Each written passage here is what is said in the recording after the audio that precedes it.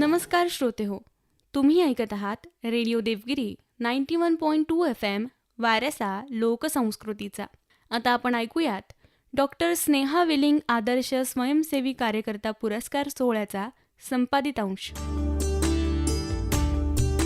सावित्रीबाई फुले महिला एकात्म समाज मंडळाच्या वतीने आयोजित डॉक्टर स्नेहा विलिंग आदर्श स्वयंसेवी कार्यकर्ता पुरस्कार 6 जून रोजी ओंकार शैक्षणिक संकुल येथे मोठ्या उत्साहात पार पडला. यंदाचा डॉक्टर स्नेहा विलिंग आदर्श स्वयंसेवी कार्यकर्ता पुरस्कार माननीय श्री भाऊराव रायभान गायकवाड यांना सामाजिक कार्यकर्ते माननीय श्री रत्नाकर पाटील यांच्या हस्ते प्रदान करण्यात आला. या कार्यक्रमाला प्रमुख पाहुणे म्हणून कॅनपॅक इंडिया प्रायव्हेट लिमिटेडचे लीगल हेड माननीय श्री मनोज पल्लोडजी आणि जिल्हा कौशल्य विकास विभागाचे उपायुक्त माननीय श्री राजू वाकुडेजी प्रमुख पाहुणे म्हणून उपस्थित होते.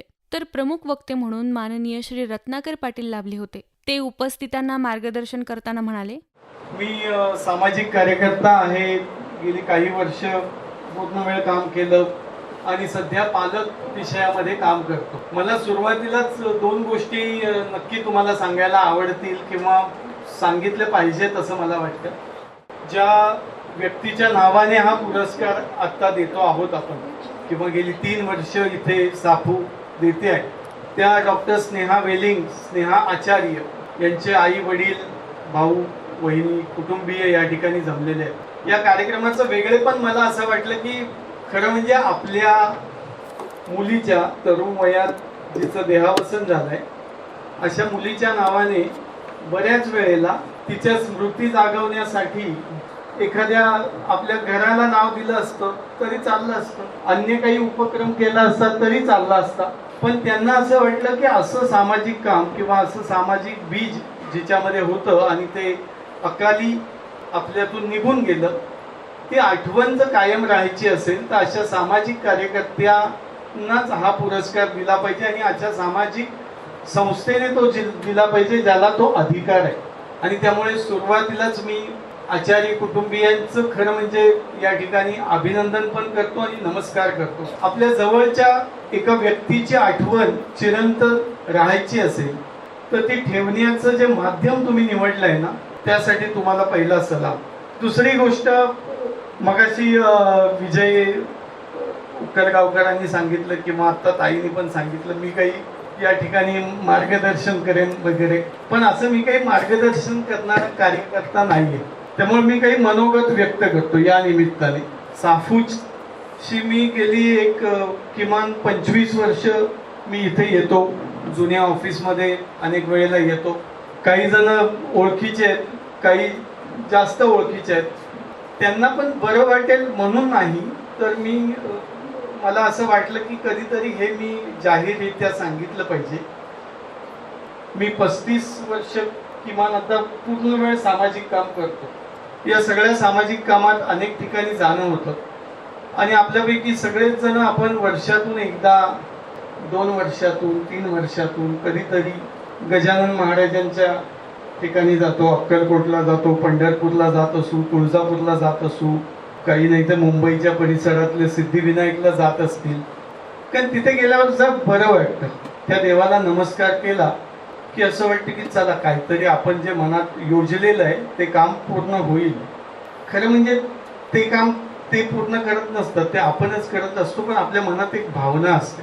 अशा सगळ्या तीर्थक्षेत्रांना भेटी दिल्यानंतर आपल्याला जो आनंद होतो आणि अशी महाराष्ट्रातली जी वेगवेगळी देवस्थान आहे, तीर्थस्थान आहे, तसं मला असं वाटतं की सामाजिक कामातलं तीर्थक्षेत्र म्हणून काही गोष्टी, काही संस्था जर असतील तर त्यात पहिल्या 5-10 मध्ये साफूचं नाव नक्की येतं. तिथल्यापैकी काही जणांना मी मगाशी म्हटलं तसं माहिती असेल, मी वर्षातून एकदा 2दा नक्की येतो. तिथल्या ऑफिसमध्ये फिरतो, सगळ्यांशी बोलतो. माझ्यासारख्या कार्यकर्त्याला फार बरं वाटतं की अरे ही संस्था अशी आहे ना की ती सामाजिक काम करते असं नाहीये, तर सामाजिक काम रुजवते. मला असं वाटतं की आज जगामध्ये गेल्या विशेषतः 15-20 वर्षामध्ये आपल्या सगळ्यांना माहितीचा प्रचंड साठा मिळायला लागलेला, प्रचंड माहिती मिळते. म्हणजे मला परवा 1 आठवड्यापूर्वी असं गणिताची, माझी मुलगी आहे तिने गणिताचा पेपर सोडवला आणि मी तिला विचारलं की कसा गेला? ती म्हणाली थांब. तिने तो पेपर तसाच जो होता तो त्या ChatGPT वरती त्याचा फोटो काढला आणि त्याचं उत्तर विचारलं आणि म्हणाली बाबा मी चांगला सोडवलेला आहे. मी म्हटलं तूच ठरवलंस चांगला सोडवला? नाही म्हणाली ChatGPTने सांगितलं हेच सोडवलंय मी. आणि मग मला तेव्हा लक्षात आलं की अरे आपण जेव्हा शिक्षण घेतलं ना तेव्हा मला काय वाटलं, म्हणजे आपल्यापैकी अनेकांना असं वाटलं असेल की आपल्याला ज्ञान वगैरे मिळालं. तर आता ते ज्ञान वगैरे आहे ना ते असं एका बोटावरती आलेलं आहे. आपल्याला लक्षात येतं की अरे आपण ज्ञान वगैरे काही शिकलेलो नाहीये. माहिती शिकवलेली आहे आपल्याला त्यावेळेच्या मास्तरांनी आपल्या, जी माहिती आता हार्डली 1 मिनिट सुद्धा खूप झाला इतक्या कमी वेळात आपल्याकडे मिळते. मला सांगायचं हे आहे की इतकी सगळी माहिती असताना सुद्धा बऱ्याच वेळेला समाजात चांगली माहिती सुद्धा असताना लोक अशी का वागतात असा प्रश्न मला अनेक वेळेला पडतो. आपल्यापैकी पेपर वाचणारे बरेच लोक असतील. पेपरचं पहिलं पान वाचल्यानंतर ईडीची धाड पडली हा आता कॉमन मुद्दा झालेला आहे. गेल्या 2-5-7 वर्षात खून झाला, बलात्कार झाला, लहान मुलीवरती अत्याचार झाला, 14 वर्षाच्या मुलाने आत्महत्या केली, अशा इतक्या घटना आम्ही पेपरमध्ये वाचतो आणि मन असं सुन्न होतं आणि मग विचार करायला लागतो की अरे एवढं सगळं होऊन सुद्धा आपला समाज चांगला का चाललाय? तर मला असं वाटतं की त्याचं उत्तर ना या भाऊरावांच्या कामात आहे. असे एका अर्थाने अनसंग हिरोज, पण अशी असंख्य मंडळी समाजात आज काम करताना जेव्हा आपल्याला दिसतात तेव्हा आपला चांगुलपणावरचा विश्वास वाढतो.